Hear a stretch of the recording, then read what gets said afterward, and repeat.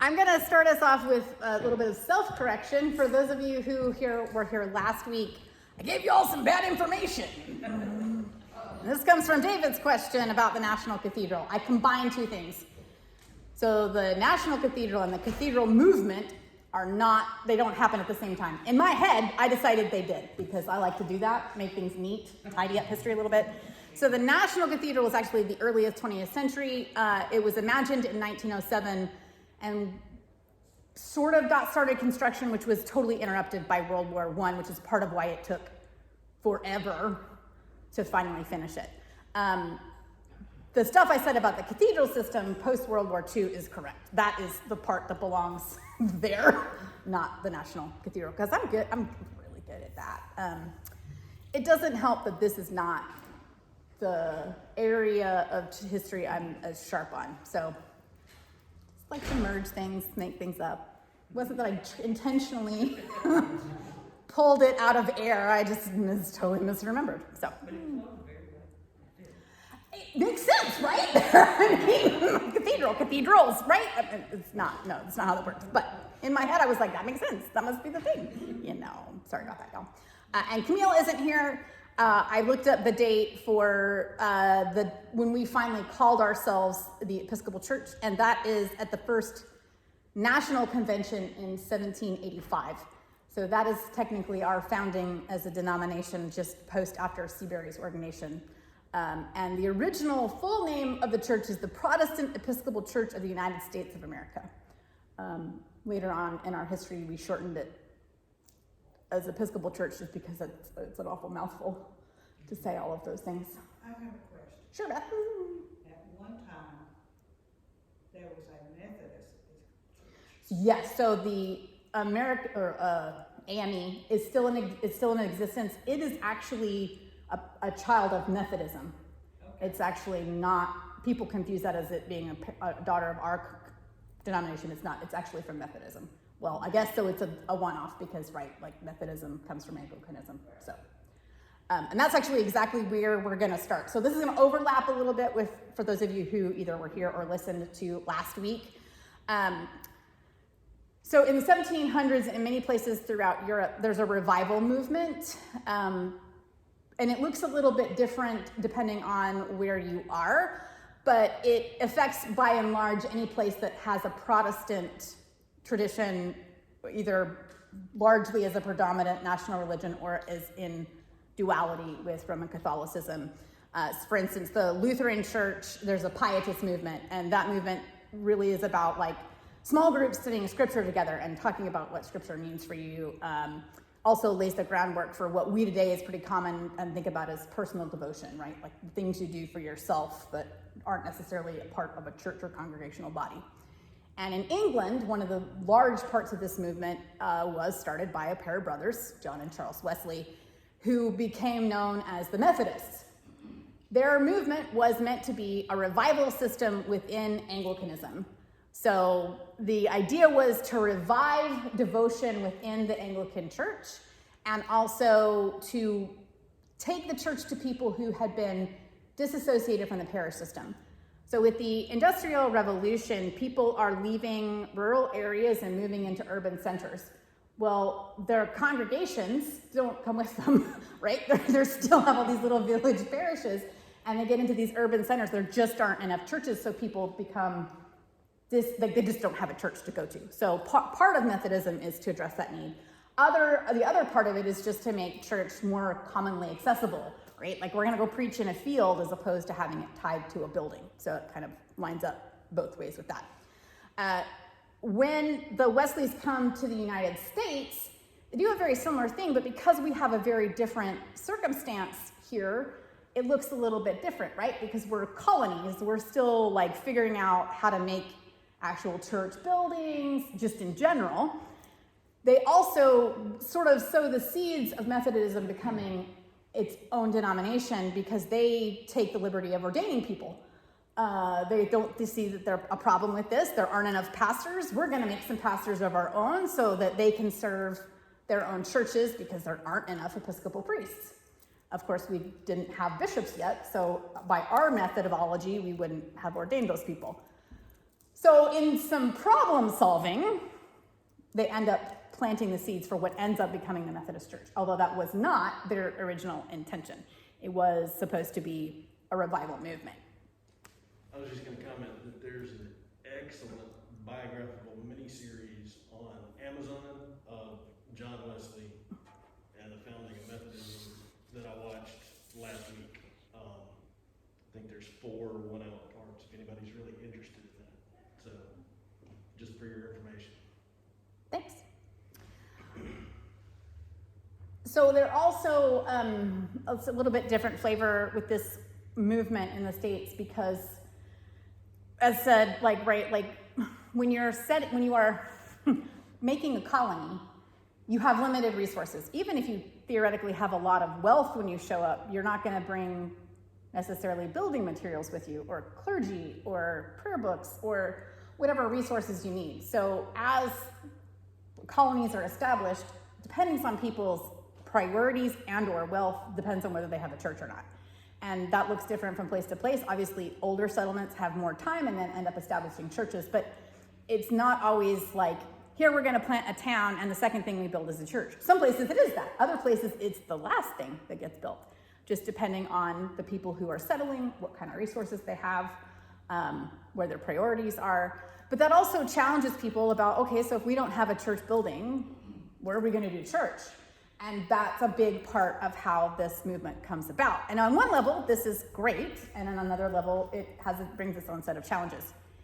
That movement starts to fade away as we launch into the Revolutionary War, right? Obviously, anytime you're gonna go into a major conflict, priorities shift, and we get focused on, staying alive and how that's gonna look.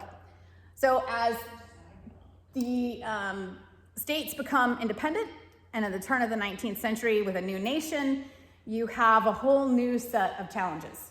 So you no longer have English oversight, and we already talked about last week about the disestablishment of churches. Churches are going to be independent and responsible for their own income, and that's for everybody, right? So you have to figure out, well, how do we build buildings then? How do we pay clergy? All of these things.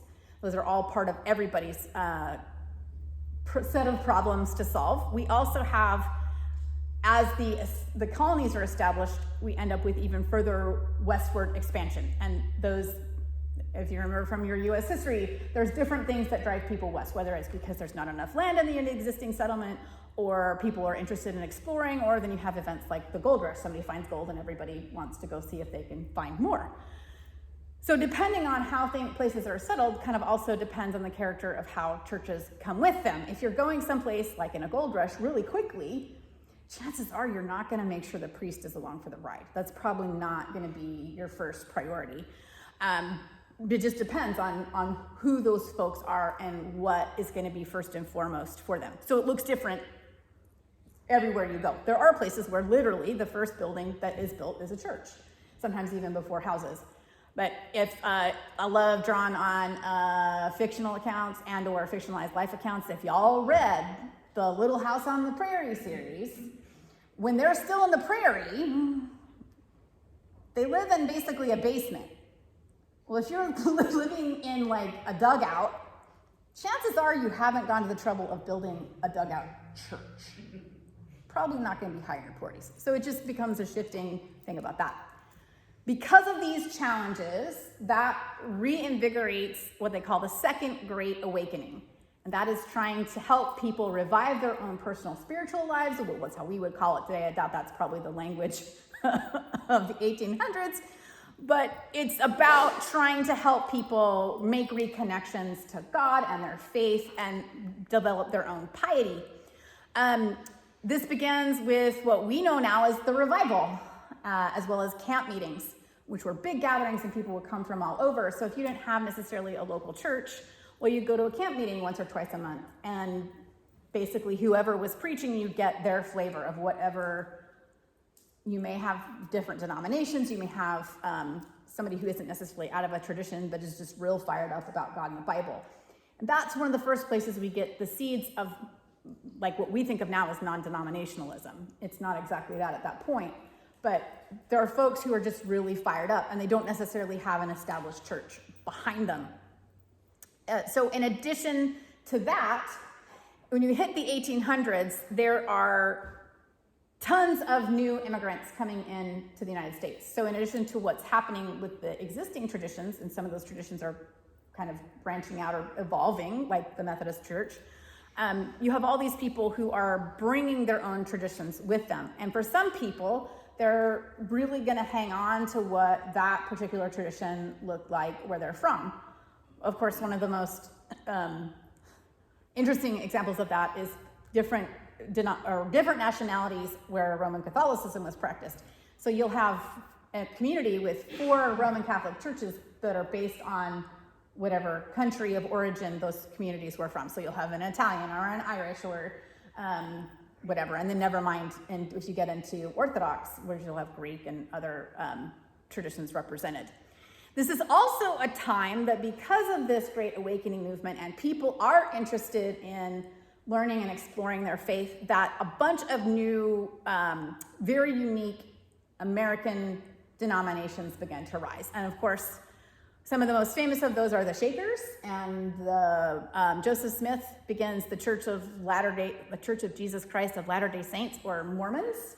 I am not going to get sidetracked and talk about that. As most of you know, I grew up Mormon, and I can talk about it all day. We won't, promise. This is also a time where the African Methodist Episcopal Church, or AME, develops, because you also have Black traditions rising as well alongside of other traditions. And then we hit the Civil War. At this point, with the succeeding from the Union, many traditions split, including both the Episcopal and the Methodist Church. The Baptists split, they become the Southern Baptist Convention. In the years following the wars, what happens is different widely. So the Episcopal tradition is one of the first that almost immediately reconciles and becomes one church again. And largely that's because it's the bishops get together and figure out how to work things out among themselves in a convention and say, yeah, we're going to be back to one church, consolidate our resources and our efforts and figure out how to do this together. There are other denominations that process takes years, and it may not even be until the 1900s before that. And then there are others, like the Southern Baptist tradition, who remain a separate entity in and of themselves. Again, you also have an ongoing influx of immigration. So you have all kinds of other communities being imported. Sometimes it's an entire faith system, like the Moravian Church. I won't get into a whole lot about that. The Moravians fascinate me because they were already a refugee people when they landed in places in Europe, and then when they come to the United States, they're all this whole other tradition. There are a lot of Moravian churches in Pennsylvania. I'm sure there's some other places too, but those are the ones I'm familiar with. So you have all this, and then on top of this whole already stew, if you will, of national questions, you also have the increase of natural sciences and the explosion of technology. So while the Industrial Revolution really hit England in the mid to late 1700s, for the US, those technologies were here, the real effect of that is kind of delayed because of that colonization period. So for us, the height of the Industrial Revolution is later, and that centralization of urban areas happens more, almost not quite 100 years later, but really begins later in the mid to late 1800s. That, of course, totally affects the character and flavor of churches as well as people's missions. On top of all of that, you have the interest with people about sending the good news into places that have never maybe had church. And so you have mission efforts that are happening both here and then because of westward expansion, and then to other various places, whether that's Africa or China or any number of other nations that are being evangelized. So you have a kind of dual-focused mission focus. So what we're doing here with new colonies, our own folks, places that don't necessarily have maybe your tradition. One of the things to think about is the way places are settled. So one of the first churches that came to Texas along with German settlers is a Lutheran church. So the Lutheran church is one of the first places that houses an established church system within Texas. There are other denominations too, Roman Catholicism, obviously, since they were already largely started because of the Spanish colonies. The Episcopal Church is slower to the game because Texas didn't have a bishop for forever. So turning that lens now back to the Episcopal Church specifically, we have that top-down structure. So before you end up sending missionaries someplace, somebody's got to be their boss. Well, typically that's a bishop. So what do if you don't have a bishop of a territory? So in 1820, convention creates the Domestic and Foreign Missionary Society to help try and address that need, as well as to start recruiting bishops to be bishops of territories as opposed to established dioceses. The first missionary bishop of Ohio is called in 1819, so that's right before that. And then right after that convention, Kentucky and Tennessee's dioceses are created actually a couple years after that, about a decade after that, in the 1830s. And then for most of that early period, almost all of the South and Texas are one diocese because it's all territory. It's not states yet. So you have one bishop who's over a huge amount of territory. And let's think about what travel is like in that period. There are no roads yet. There's no freeway system. The most convenient method of travel is by river. So you might, if you're lucky, see a bishop once in your congregation during his call with that much territory to cover. And there are a lot of tiny churches, particularly if they weren't on a waterway, who may never have gotten a bishop's visitation, even though that's what a bishop was trying to do. The other challenge was that when you have this sort of diocese and there's not a way to sustain that bishop, to fund him, most bishops in this period, particularly in territories, are also going to be rectors of a church. And our own first bishop is a great example of that. When Alabama is finally formed as its diocese, our first bishop is Nicholas Hamner Cobbs, and he is consecrated in 1844. He was also the rector of Christ Church in Tuscaloosa, and then later St. John's Montgomery, where he served until his death on the eve of the Civil War. So the whole time he's Bishop of Alabama, and at that point it was the whole state, he's also the primary priest for a large congregation. And it's just the model that made sense to make work. So by the turn of the 20th century, the Episcopal Church really becomes format-wise in terms of what we understand as the Episcopal Church. The diocese system is established. The way convention meets has gone to triennial, so our convention meets every 3 years. And the beginning of the church's offices are formed, which are in New York, interestingly enough. I feel like I've talked really fast because I'm out of breath. I'm sorry if I have talked too fast. I am going to pause us right there and see if y'all have any questions or any thoughts before we talk a little bit more about that. Yeah? How were the bishops chosen, having spent years in Catholic faith? How were the bishops? Right. So I actually was trying to look at this out. So now, today, bishops are elected, and so technically bishops were elected earlier, but they were also had to be recruited, right? Because you have not a whole lot of clergy, so you have to have people who are basically persuaded to stand for bishop. Do we have the equivalent of an archbishop in the Episcopal Church? So we have a presiding bishop, and the presiding bishop originally was a bishop based on seniority. And they were literally just the convener of the House of Bishops. So it wasn't that they were going to be a de facto pope or a figurehead. They were just going to make sure that we actually got together as a convention. That evolved into an election process. And now that bishop serves a term. And they aren't, so it's kind of difficult to explain because it is not a direct form of governance. It is, again, a convener. The convention is the governing piece. What is decided at convention is and is voted at convention is what makes our canon law, establishes the Book of Common Prayer, and national practices for the church. The presiding bishop is basically a spokesperson. They can say things and speak on behalf of the church, but they're not the one who's going to lead those decisions. Now, obviously, based on personalities, our current presiding bishop, Michael Curry, he's really trying to encourage us in a form of revival, right? It's kind of the same idea of reinvigorating the denomination and personal piety and talking about love, and that's his sort of personal mission. But it's not a. Is he just over Alabama, or is he over? He's over the whole United States and the territories that report to the U.S. So he would be like Speaker of the House kind of thing? Kind of. It's not a great one-to-one because, again, he just has a vote like a regular bishop, right? Like, he doesn't have extra power technically. Now, we're going to probably give him what he says a little more weight because we elected him, right? So we loosely, and we'll talk about this more when we get into structure, but we as a denomination loosely are a part of the Anglican Communion.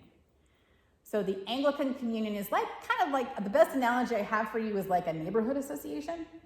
So all of the daughter traditions of the Church of England are a part of this communion. They meet at Lambeth, I think it's every 10, yeah, it's a while, it's a decade, it's like 10 years. It's a big chunk of time because you're literally calling bishops from all over the world to meet. And they make advisements on each other and try and deal with global issues like poverty and hunger and AIDS and things that affect all kinds of churches as opposed to necessarily individual denominations. Technically, the communion doesn't have any authority over us other than the fact that we have agreed to be a part of it, if that makes sense. So in the same way that a neighborhood association can say, you do have to have a lawn, that's kind of how it works. It's not as like we don't have to do what the Archbishop of Canterbury says. Now, we often will make concessions and have those conversations because we want to be a part of that conversation. We have voted in. We want in the neighborhood association. This is not because we bought this condo and have buyer's remorse now. But our canon changed faster than theirs did in England. Yes, our canons change literally every 3 years when we meet. We're more, we ordained women way before they did. I don't remember the dates. It is before. Our date is the first 12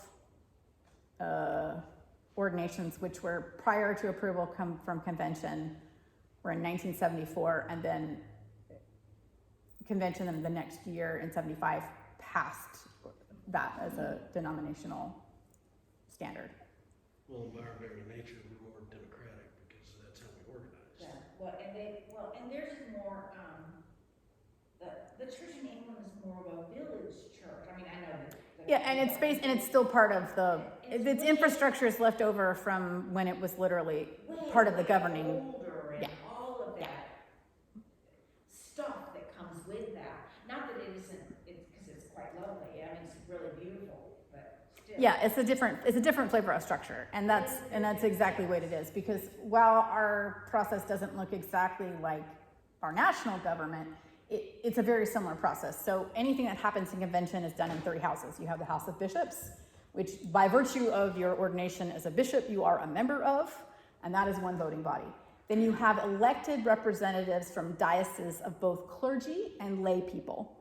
So priests can be elected by their diocese at a diocesan convention to represent the diocese at national convention and be a voting body or a voting member of that convention to approve canon changes or revisions to the Book of Common Prayer.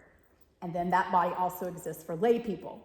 So you as a lay delegate can be nominated as a person at the Alabama convention and then go on to vote on behalf of the diocese at a national convention. So similar to the House of Representatives, but it's not a one-to-one,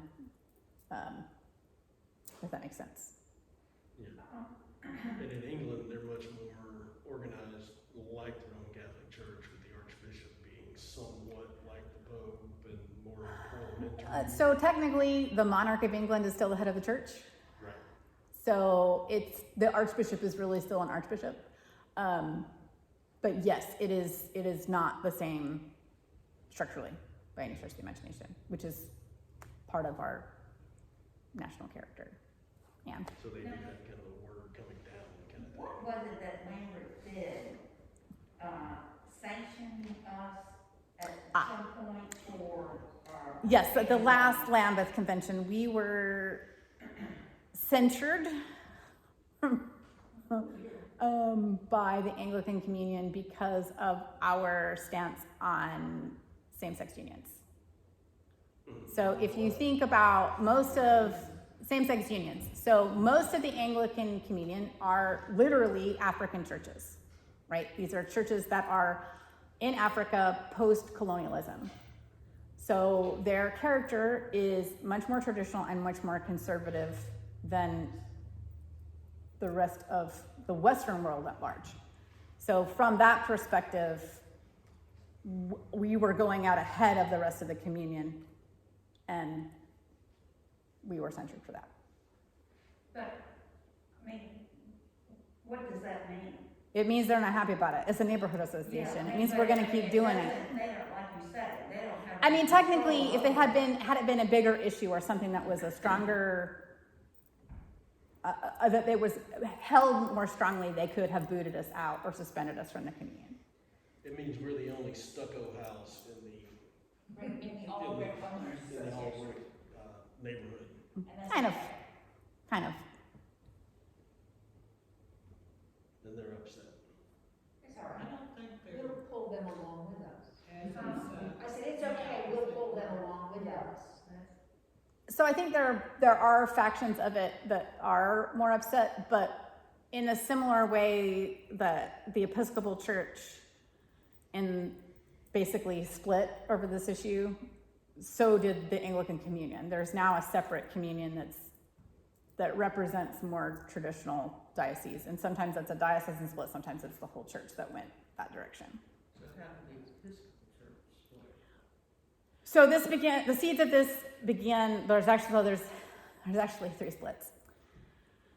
One of them I don't understand. The first is over women's ordination, and there is a very small offshoot denomination whose name I have forgotten because I didn't write it down.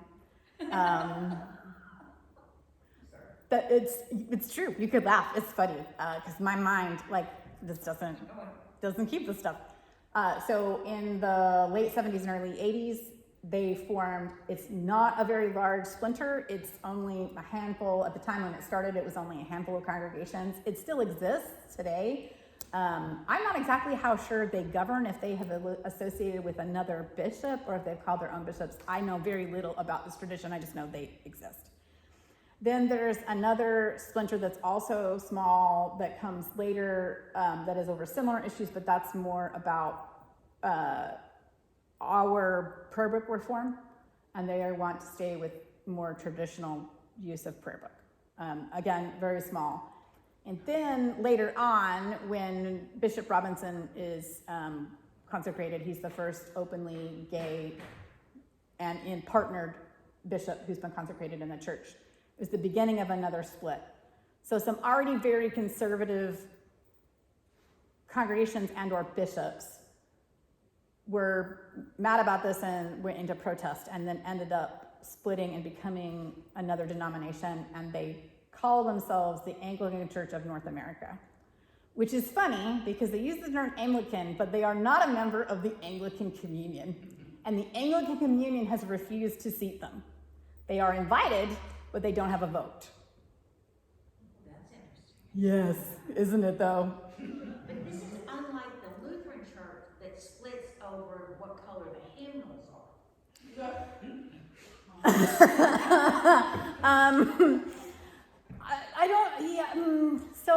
I don't know enough about all the divisions in the Lutheran Church to really.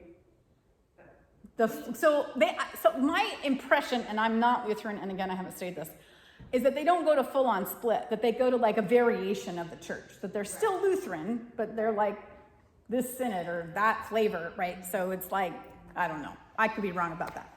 Well, It's just my impression. The church that we were attending at Lutheran Church in Georgia, and there was a big brouhaha, and they were splitting, and they were going, and the half the church went away. And I said to friends, I said, I don't understand why. I don't understand why another synod. Right. And Dave who's lifelong and his wife's a deacon and everything, said to me, oh, Mary, if you were in Wisconsin, there's 17 synods in Wisconsin. I said, what? 17. So, you know, people Interesting. Okay, I knew there was a lot of splits. I didn't realize it was that. And therefore, we're gonna go over here and have green hymnals, Mm-hmm. and y'all stay there and have red hymnals. And there's 16, there's one place where you can actually take communion, the other 16 synods you're not allowed to. Because you're actually Interesting. part of that. Wow, church is complicated, y'all. One of the most interesting things to me has been with the Anglican Church, that just the litigation that's come about in terms of the church saying, y'all can leave, but you're not taking this So it's church." gone differently in different places. Some places it has not favored the Episcopal Church. The Diocese of Fort Worth, the Episcopal Church of Fort Worth, just lost all their property to the ACNA branch. To the ACNA branch. All of the property, all the church buildings. Yes, it was awful. Who did they lose the property to? The Anglican Church of North America, who split as a whole diocese in the Diocese of Fort Worth, the Texas Supreme Court, ruled in favor of the ACNA diocese, not the Episcopal diocese, which is the opposite of what happened in North Carolina. I don't understand the whole deal about it, but it has to do with the church's founding dates versus the state's dates. It's complicated. It was a legal debate that lasted like 6 or 7 years, and it's been awful. Like, it's been really awful. I have classmates from Fort Worth, and it's awful. What was the cause of that split? So that goes back to Dean Robinson. Their bishop at the time was an incredibly conservative bishop who wouldn't ordain women. He was not interested in anything having to do with the ordination, union, or otherwise of people with same-sex attraction, and was a huge detractor of what the Episcopal Church nationally was doing. Finally, he said, we're not doing this. I'm basically leaving the church and making my own church. And he's one of the big driving forces in the creation of ACNA. And that's maybe not the most distinct summary of how that works, but that's basically where it starts. He's one of the big, and literally the whole diocese congregation split, and they decide which diocese they're going to go with. I have a friend who was ahead of me in seminary who had been a member of a beautiful historic church, and the Episcopal version ended up worshiping in a community theater. And I was like, that sounds bizarre, and I actually went to his ordination in that theater, and it was gorgeous. Like, they had figured out how to use that space and make it work, and they're a thriving congregation now. Whether they forever stay there or build a church is something they're going to have to discern for themselves in the future, but it is complicated. It's complicated. We attended church in Dallas Mm-hmm. 44 years ago, and they were extraordinarily conservative, and always high church. We met in the school cafeteria and still had bells and smells. Yeah, I mean, yeah, it and was that's the nature of both Dallas and Fort Worth, is they Exactly. are very high They church. would have gone to the 28 prayer book. Yeah. In fact, there was a movement within that congregation that wanted at least one worship service on Sunday, and my mother would have gone to that. Yeah, I mean, there are people, regardless of where they stood on other things, who were one of their 28. The first church I attended still had a 28, 7 o'clock service because of the crowd that wanted their prayer book. It's complicated, right? Church isn't easy. No. There's no handbook. We figure it out, and we can get really caught up in, and it's very interesting to me, the ditches some people are willing to die in. And then I think about the ditches that I would die in. So it's what's the thing that really is important to you? And it becomes a thing. I remember my grandmother telling me about when her dad died. Her dad was a Catholic, but matter of fact, he was going to be a priest until he met her mother. Mm-hmm. And I mean, had already gone through seminary. Was in the last summer before ordination when he met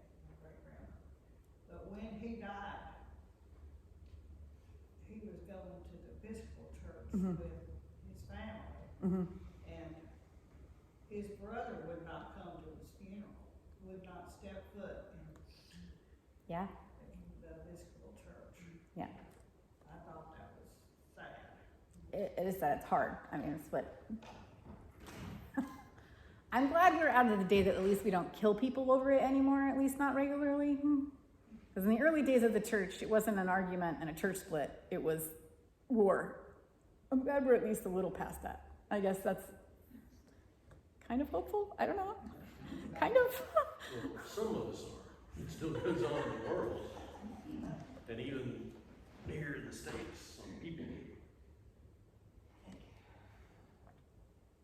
In South Carolina a few years ago. Right, but it's not on the same level. Yeah. It's not organized that way. Yeah, we're not holding crusades anymore. Yeah.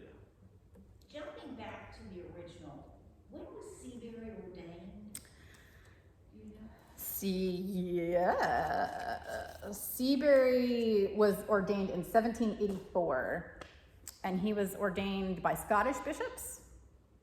And we talked about this last time. So he goes to England, and the English bishops are like, but you're not going to swear allegiance to the king. And he's like, you're right, I'm not. And they're like, and we're not going to ordain you. So he goes to Scotland, he doesn't care. A couple years later, that is no longer an issue, and the next two bishops of the United States are ordained in England. So that situation changes pretty quickly. It's that post-revolutionary war, like this former colony wants what? So initially, the Episcopal Church grew within colonies in settled communities. Yes, and we are a pretty slow-growing denomination, particularly in the early days because it's really hard to get clergy, and we don't have a bishop. Right. So it's a little at a time. And plus, as we become the United States and churches are disestablished, there's no government and community support for anybody, but especially for a church that is like, that's the structure, that takes a lot of figuring out, well, how's this going to work now? Because that was the foundation of our parent denomination as an arm of the state, for lack of a better word.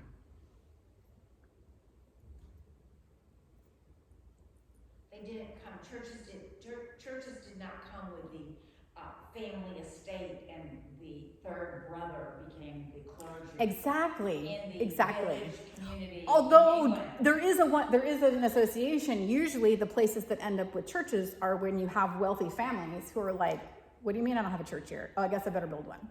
Oh, good, we're gonna send Joe back to England. Exactly. Oh, my younger brother Joe, we're going to make him the priest of the family. Yeah. Right. That's usually how it's not always that case, but usually that's how churches that are original churches count, or it's a cooperative effort, but it usually does tend to be motivated by people who want their tradition, for lack of a better descriptor.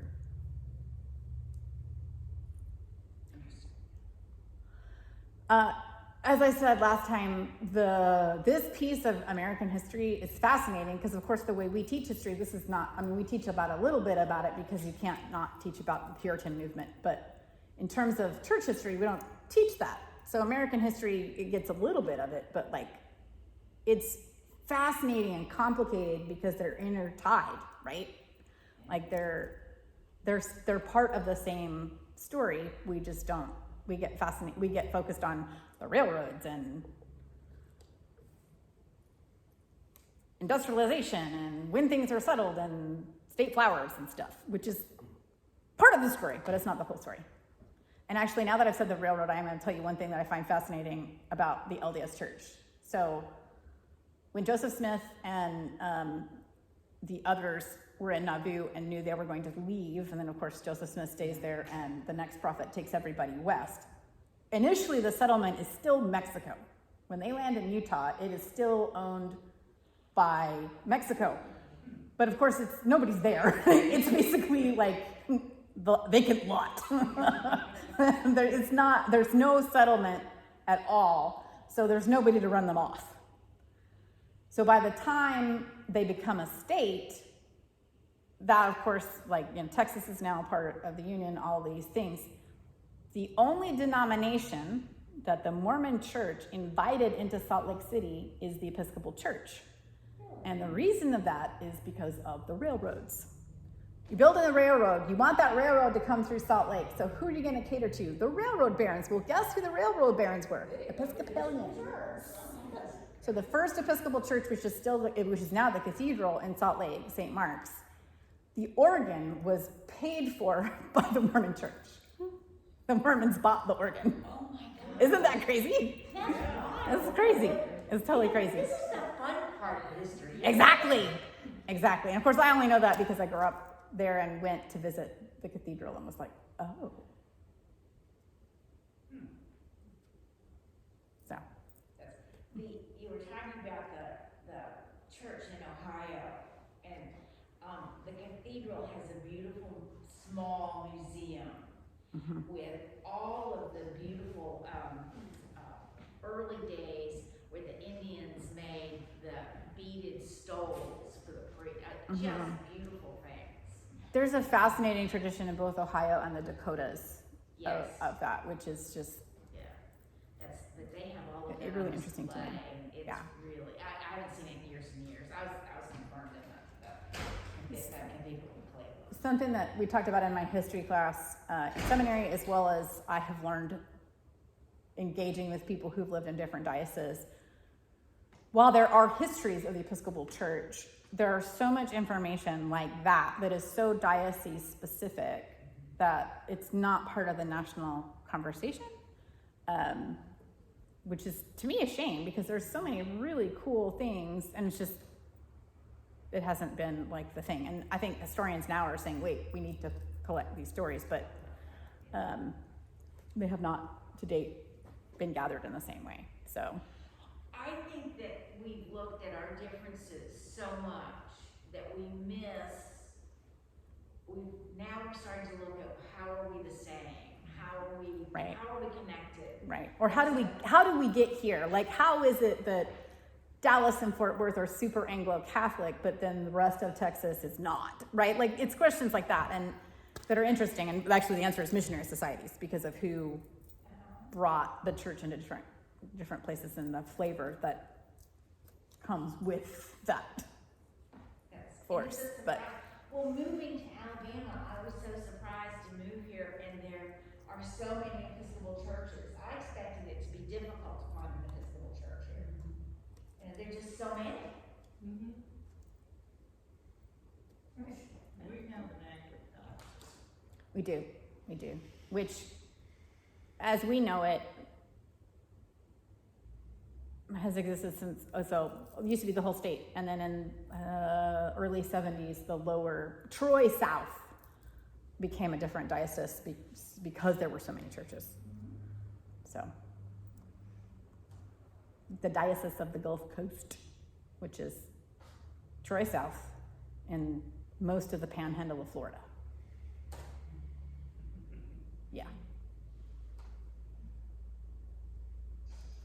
What's that diocese called? The Diocese of the Gulf Coast. And their current bishop is a former Diocese of Alabama clergy person. He was at St. Stephen's in Birmingham, but they elected him, Russell Kendrick. He was the commission chair, and I went through commission because the church is a small place. What was his name? Russell Kendrick. I wonder if he is any relation to Allison Kendrick. I don't know, possibly. I know Allison used to be our, I know Allison and Allison's sister, but I don't know if they're family. yeah. It's a good question. Allison. Wouldn't surprise me. It's a small world. Allison used to be our youth minister, Yeah. and I love her. Anything else, friends, before we wrap up?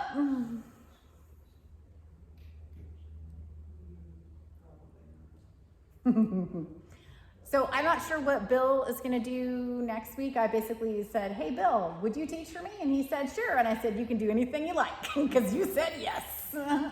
So Hopefully he'll give me at least a little something so you can know what to expect. But knowing Bill, it'll be fabulous. So please, if you're here next week and not at camp, come support Bill. I had talked to him about recording it, so it may not get recorded, but anyway. Thanks, friends. Have a good rest of your Sunday. And I'll see some of you at camp, and I'll see the rest of you in 2 weeks.